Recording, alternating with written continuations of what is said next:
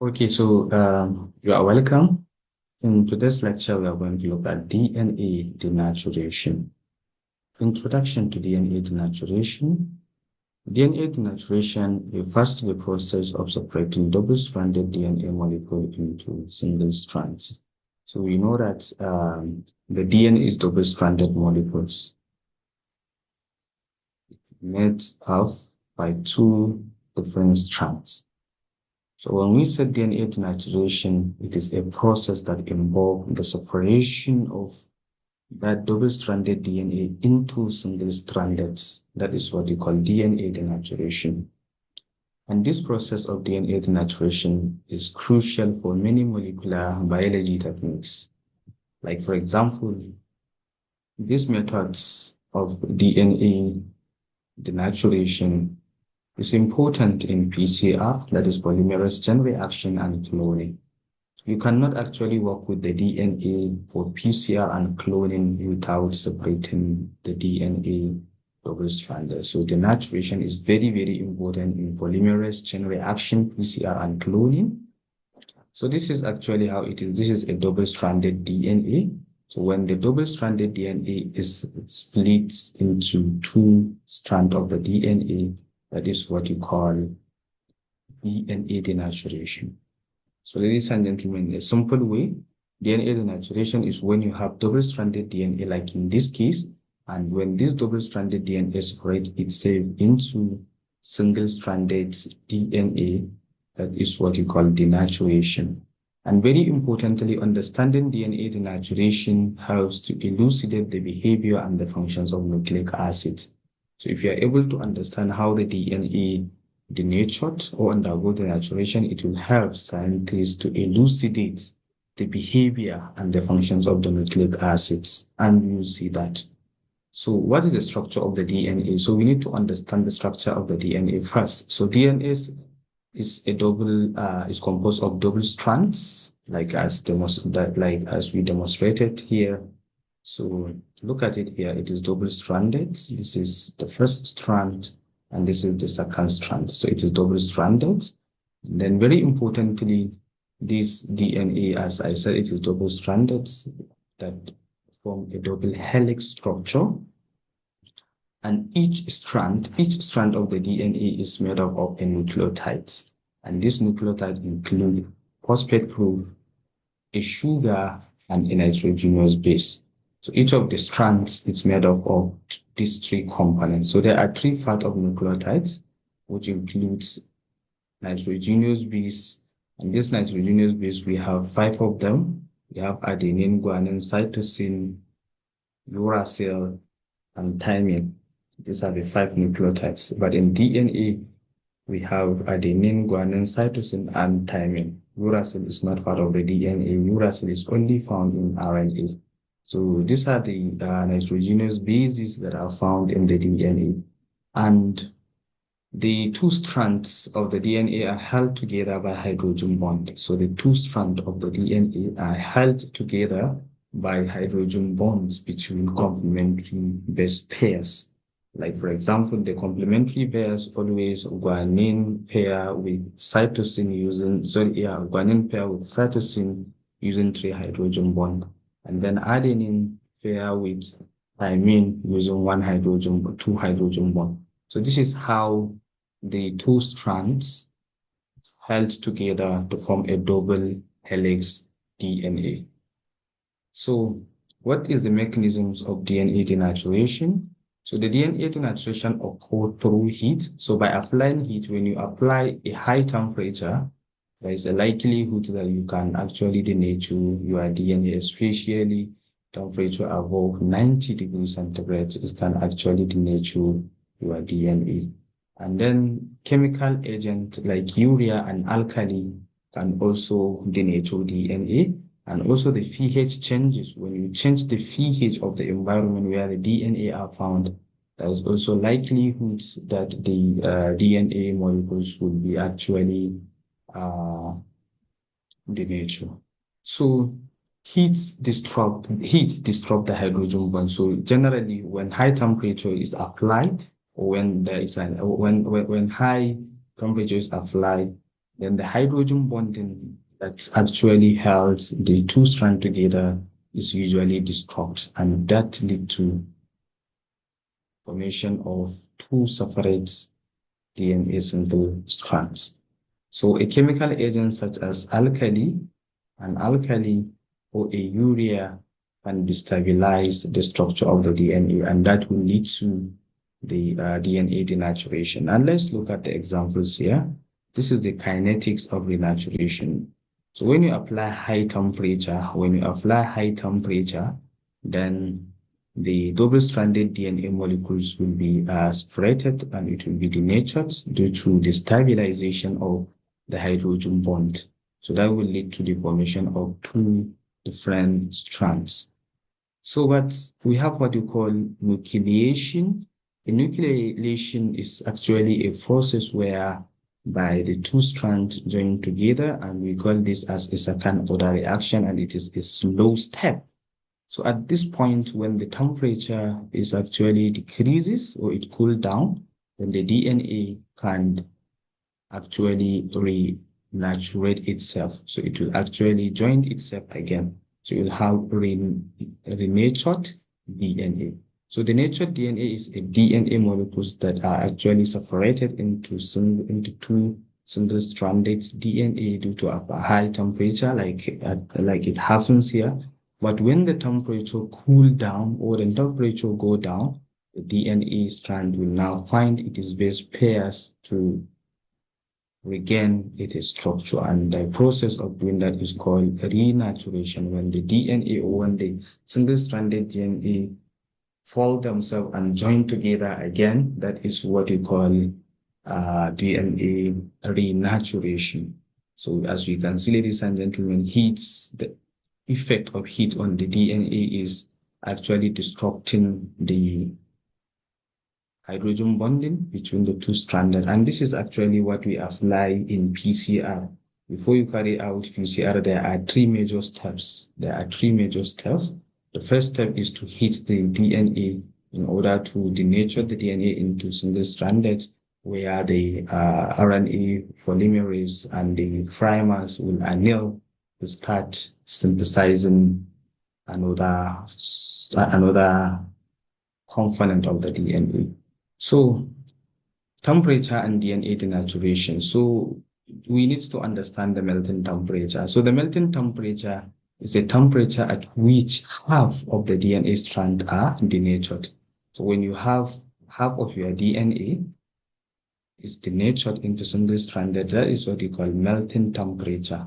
So let's say you have 80 DNA and you have 40 of the DNA denatured.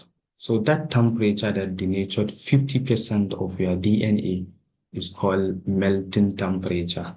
So DNA with a high GC contents has a higher melting temperature due to stronger peripheral hydrogen bonds. So you see, as I said, ladies and gentlemen, from the previous slides, I talked that, okay, between GC, I explained where the GC and cytosine pair with one another and they have a 3 hydrogen bond.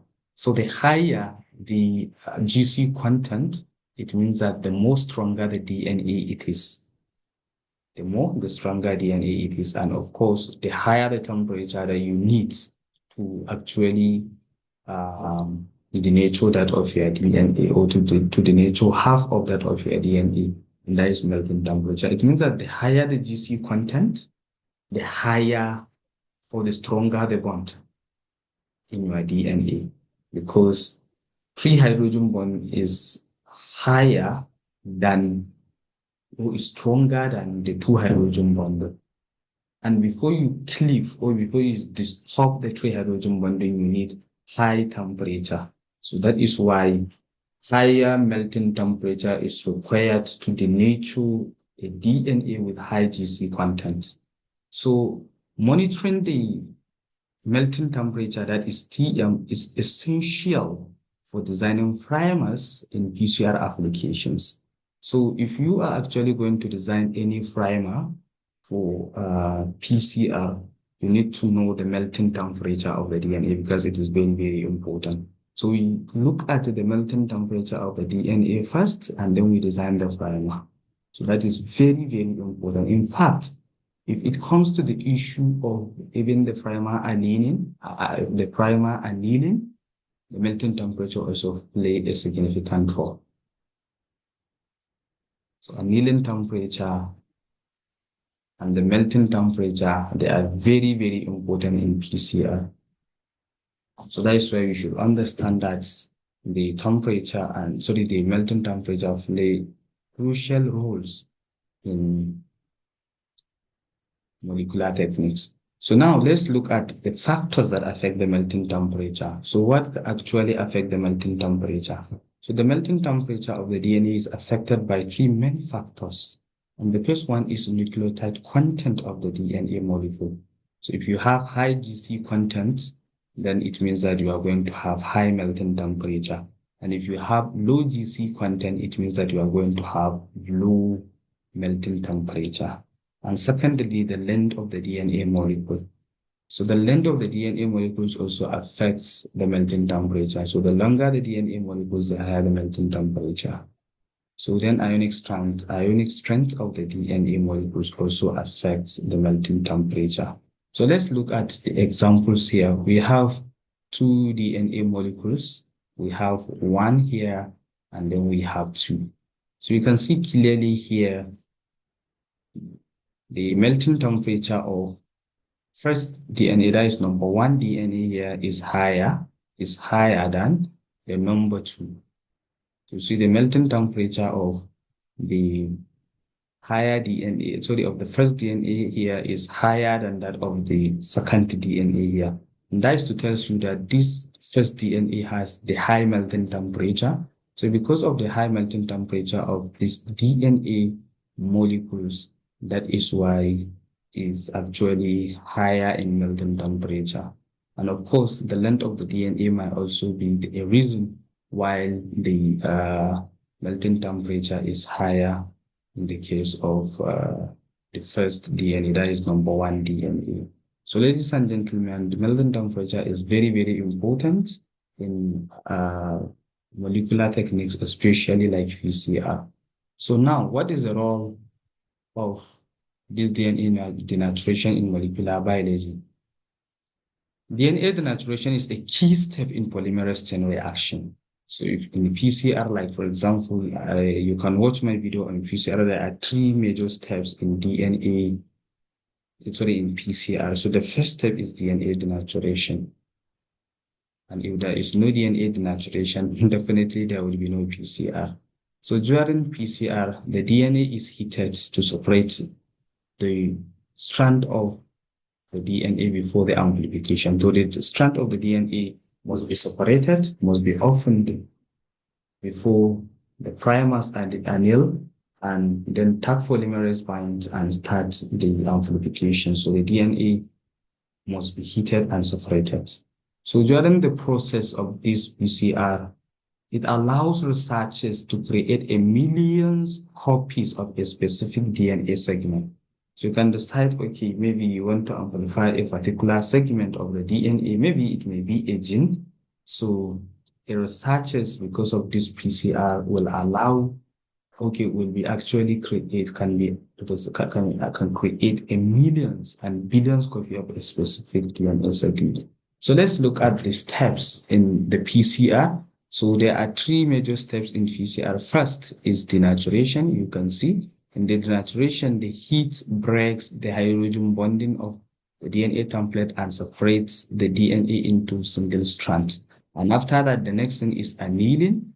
So the DNA primers bind to individual single-stranded. So the DNA primers cannot bind to the DNA if it is not actually separated into single strand. And then after that, then the extension. So the Taq polymerase is an enzyme that actually needs to bind to the DNA strand before it extends and synthesize the new segment of the DNA. And you need thermocycler to carry out this PCR, and this thermocycler is called PCR machine. So before you start your PCR, you have various components that you need to work with before you place your tubes in the PCR thermocycler. What are those components? First, you need your DNA template. You need primers for your segment of the DNA, and you need DNTPs, that is nucleotides, and then you need Taq polymerase, you need PCR buffers, and then all these things will all be placed in the PCR tubes and then placed in the thermocycler, where these three steps will actually be activated, and then the segment of the DNA will be actually produced. So then what is the reannealing of the DNA? So following denaturation, DNA strand can also reannul itself when the temperature is lowered. So you see the DNA is actually denatured because of the high temperature. So when the temperature is lowered, the DNA can annul themselves. So reannealing occurs when the complementary strands find each other and reform hydrogen bonds. So the annealing or reannealing, it takes place when the complementary strands of the base pairs find each other, and then they will now reform the hydrogen bond. So the efficiency of reannealing depends on the concentration and the length of the DNA strand. So you should understand that the DNA reannealing depends on the amount of the DNA as well as the length of the DNA strand. So this is how it is. First, after heating, the DNA is now denatured. Then after cooling, now renatured itself. So you see the DNA heating and cooling. So DNA responds to heat by denaturing and thereby losing its hydrogen bond and thereby separating into single strand. But when cooled, the DNA or the complementary nucleotide will pair with one another, and that is what we call DNA reannealing. So then detection of DNA denaturation. So how do you know that you have denatured DNA? How do you know that you have denatured DNA? So techniques such as spectrophotometry can be measured the DNA denaturation, because naturally the absorbance of DNA is 260 nanometers. So when you notice changes in the absorbance at 260 nanometers, that indicate the extent of DNA denaturation. And you can also use fluorescent dyes, which can also be used to monitor the melting behavior of DNA. So you see, this is actually the absorbance of the DNA or RNA. It's usually absorbed maximally at 260 nanometer. So when you notice any changes in this absorbance, when you are trying to detect the DNA molecules and you notice a change, that is to tell you that the DNA is really denatured. So then the next thing is that then applications of this denaturation in research. So DNA denaturation is used extensively in genetics engineering and cloning, and it allows scientists to manipulate DNA for gene therapy and vaccine development. So with this DNA denaturation, you can actually have scientists in gene therapy and then also development of new vaccine. So this process is also fundamental in studying DNA protein interactions. So denaturation in nature, DNA denaturation is also occurs naturally in biological processes. You don't need to apply heat, because such as during transcription and translation, DNA molecules usually denature itself in a biological system. So enzymes like helicases is an enzyme that facilitates the separation of DNA strands during replication. So understanding natural denaturation contributes to our knowledge of cellular functions. So you see, this is your double-stranded DNA where you have the helicase enzymes. The helicase enzymes, look at it here, is an enzyme that actually trying to separate the double-stranded DNA into single-stranded DNA. So that is the work of the helicase. So it facilitates the DNA separation. And this process that we can see here is, of course, the enzymes of DNA replication. So there are a lot of enzymes that involve in DNA replication. We need primase, is an enzyme that add primer. There is also helicase that help to open up the double-stranded DNA. Then you have DNA ligase, and it's an enzyme that actually attach for Kozaki fragment. So this is actually to tell you that the DNA replication is also the denaturation is also occur in biological processes such as transcription and translation. So then, in conclusion and future direction, DNA denaturation is critical concept in molecular biology with numerous applications. So ongoing research aims to improve techniques for DNA manipulation and analysis. Advances in understanding DNA denaturation could lead to breakthroughs in medical and biotechnological fields. So ladies and gentlemen, if this is the first time you are coming to my YouTube channel, please subscribe and join the YouTube community. And I hope you will enjoy this video, and see you next in my next video. Thank you. Please watch this video